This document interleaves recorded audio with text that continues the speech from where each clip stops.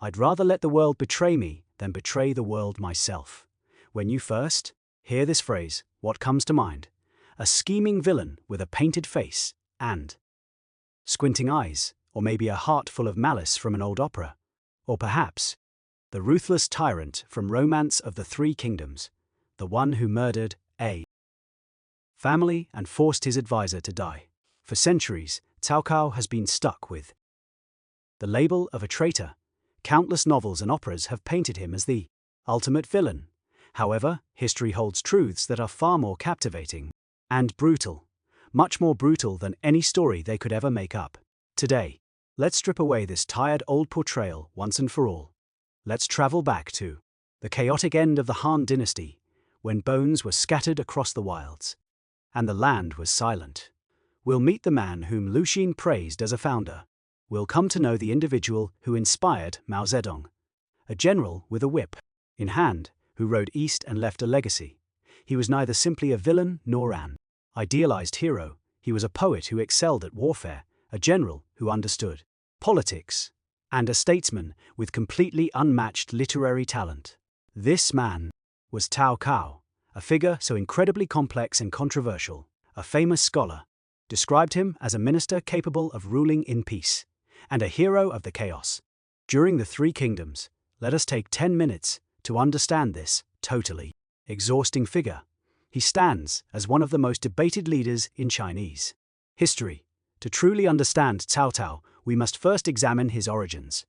In 155 CE, he hailed from an illustrious family. His ancestor was a founding general of the Western Han dynasty, but in the late Eastern Han, an era obsessed with social rank, Cao Cao's background became a massive source of absolute ridicule. Why? Because his grandfather was literally a eunuch. That is right, his father was the adopted son of a court eunuch. The conflict between scholars and eunuchs was incredibly intense back then. The phrase son of a eunuch was a stigma that couldn't be erased. Aristocratic youths like Yuan Shao simply looked down on Cao Cao, viewing him as a rich upstart who was totally unworthy of respect. However, this disdain only fueled his determination to prove his worth. You look down on me, then I'll show you my strength. As a young man, Cao Cao was full of naive vigor. At 20, he was appointed to be the northern magistrate in Luoyang. It was similar to being the chief of police in the capital today. Upon assuming office, he made a bold move that shocked everyone. He hung dozens of brightly colored rods in front of his office and declared that anyone who broke the law would be severely punished. One of the emperor's most trusted eunuchs violated curfew and was caught, while no one else dared to intervene.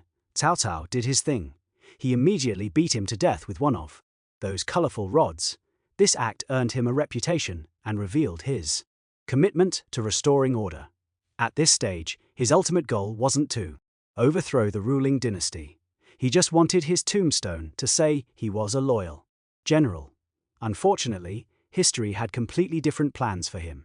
A rebellion broke out.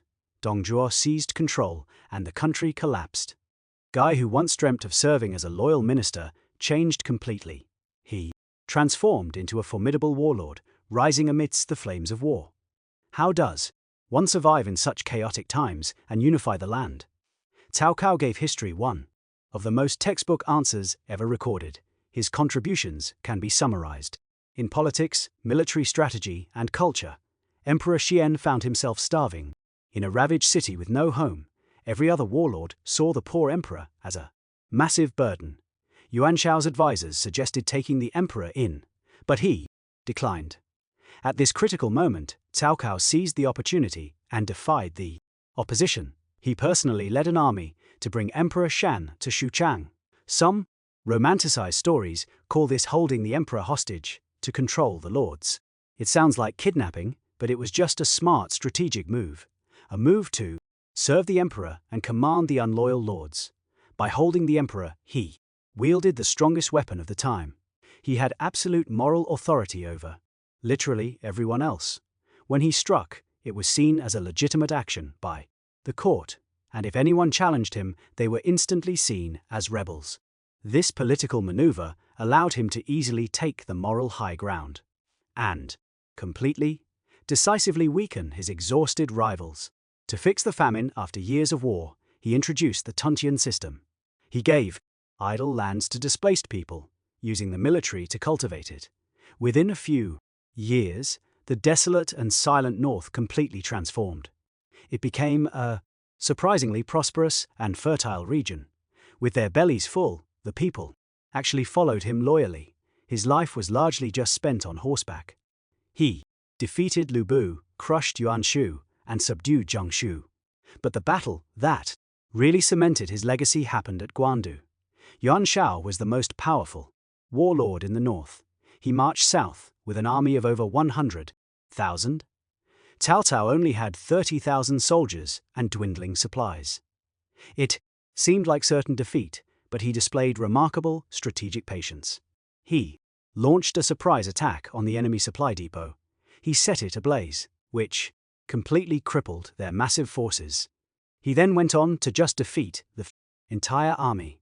His forces marched further north, conquering and eventually uniting the region. Without him, the north could have remained fractured for many more years. That would have led to an even greater loss of life. Don't think of him merely as a brilliant military leader. He also left a really lasting mark on Chinese literature. He founded a literary school, departing from empty and flowery prose. His poetry simply echoed with the raw emotion of his experiences. He wrote about white bones lying exposed in the bare fields. For 1,000 miles, not a single rooster even crows. 1 in 100 lives are lost, which just breaks the heart. He wrote of his yearning for talent and deep feelings. Green is the collar of my robe, deep is my heart. But for the emperor, I have pondered it since then. He also wrote quite heavily of his own unwavering ambition. An old steed in the stable, still yearning to run. A veteran soldier's heart completely unwavering, even in old age. Lu Xun praised him as a man of great ability. He said he was at least a hero, and deeply admired him. His poetry is totally devoid of any annoying, unnecessary complaints. It is filled with a profound view of life and the universe. We can also learn about his profound inner world through a story. It perfectly illustrates his incredible tolerance and love for talent. He did this even at the cost of personal sacrifice. Before the battle, the enemy forces vastly outnumbered his own. Fearing defeat, his subordinates secretly sent letters offering to defect. When he miraculously won the battle, he found these hidden letters. If you were in his shoes, you'd probably execute the traitors. But he didn't. He ordered all the letters to be burned, unread. When his subordinates asked why, he just calmly explained his reasoning. When the enemy was so powerful, even I feared for my life. So how can I blame them for trying to stay alive? This act of mercy transformed their fear into absolute loyalty. It revealed his willingness forgive in pursuit of greater goals. This story shows his belief in talent over lineage or past actions. He would easily forgive even those who directly insulted him, as long as they possessed the skills to unify the land. So how do we assess him? He was obviously no saint. He was suspicious, once ordering the execution of a famous doctor. He was incredibly ruthless, ordering the massacre of an entire city. He used political tactics that caused his loyal advisor to die. Yet he was not the clownish villain from the cheap operas. In his final years, rivals urged him to abandon the Han Emperor. They wanted him to step up and declare himself the emperor. He completely refused, asking what would happen if he didn't exist. How many would have falsely claimed the title of king or emperor? In his last moments, he didn't leave behind grand words of glory. Instead, he just worried about his wives distributing their incense. He was stressing out over how to manage the household expenses. The man who controlled the fate of the entire land was dying, and in those final moments, he revealed an unexpectedly humane side. He passed away in Luoyang at the weary age of 66, leaving behind a legacy marked by his seal as the chancellor.